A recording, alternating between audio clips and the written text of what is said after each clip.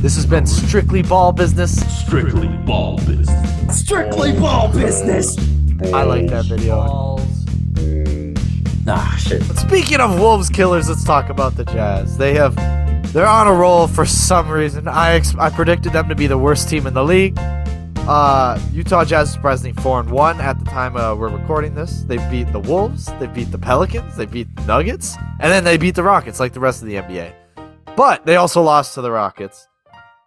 The real question is this play sustainable? Because I don't see them having the talent to make this go any further. Are you curious what's not sustainable, or what are you thinking of this Jazz run? I mean, I'm guessing it's just a factor of other teams struggling to get their footing going in the manner. I mean, you can make excuses for a lot of the teams. There's some ballers on the Jazz, though, still. I mean, Clarkson has put up some big games. Lauri Markkanen has an increased role now with the Jazz compared to what he had with Cleveland. And he's really showing out, getting some good looks. Really, overall, they have lots of good shooters on this team. Between those two guys plus Kelly Olynyk, so across different positions they can shoot. They've also got Colin Sexton, who can drive it in. You know, he's looking pretty decent so far. And who else? I mean, Rudy Gay, I like. Rudy Gay is their best defensive role player. Yeah, so certainly they still have lots of good players there. So it's not really a surprise that they can pull out wins. It is a little surprising that they're 4-1 though, because they have a brand new coach too. And it's you would have thought it would have been a little messy for them too to start out this season. But you know, they're doing a good job coming out strong. They're young, they're fast, they can get on transition really well. And I think that's working out for them and really paying dividends. Yeah, a lot of it is Mike Conley's playmaking. You know, he's been doing a lot for Markkanen. A lot of his points are assists. But it's probably not sustainable. So they're the biggest plus that, like, when you look at the stats, you're like, what's making this team win? They're the 7th best defense in the NBA right now. Is that sustainable? According to the stats, their two best defensive players are Rudy Gay and Colin Sexton. Both are around 95 and 96 defensive rating. No, that's going down.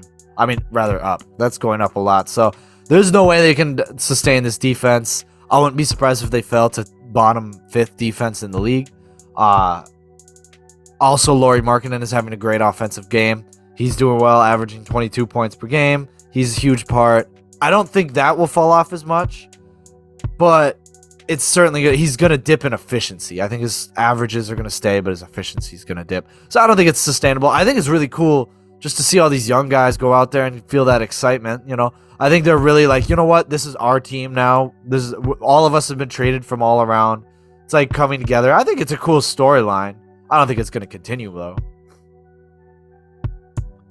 Yeah, chances are it won't. I mean, I gotta imagine other teams are gonna get their footing, and they're gonna start beating up on the Jazz at some point. So, definitely. The bummer that my Timberwolves weren't able to pull out the win against them, but nothing to scoff at. I think Clarkson had like 30 in that game, and when these guys get open for threes, which they're constantly setting screens, they're constantly running around, they're trying to get those open looks. I mean, they're hitting a lot of them, so they can score a lot.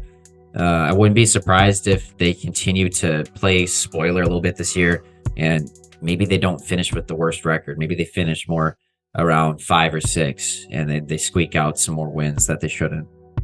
Yeah, I mean, we'll see. I mean, I do think they're gonna hit. They're more than any team in the NBA. They're more poised to hit an inconsistent run where they lose like 20 games. So I see that. But you know, it's not that bad. They have a lot of young talent. And you made fun of me for putting Lauri Markkanen on most improved list, but I mean, he's getting there. It's there. It wasn't a bad pick. He could. You know, he's looking good. Definitely is surprisingly better than I thought he would be.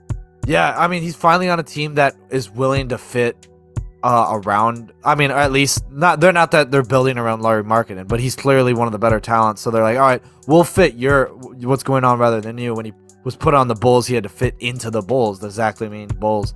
at the time. They weren't fit. He was asked to play a role rather than fill a role, rather than like create his own role. Same for the Cavs. He was just asked to fill a role. Yeah, no, that's true. I mean, he definitely gets more opportunity to kind of be who he thinks he is. So play the way he wants, hopefully. And I think that can do a lot for a player. No, definitely, it does.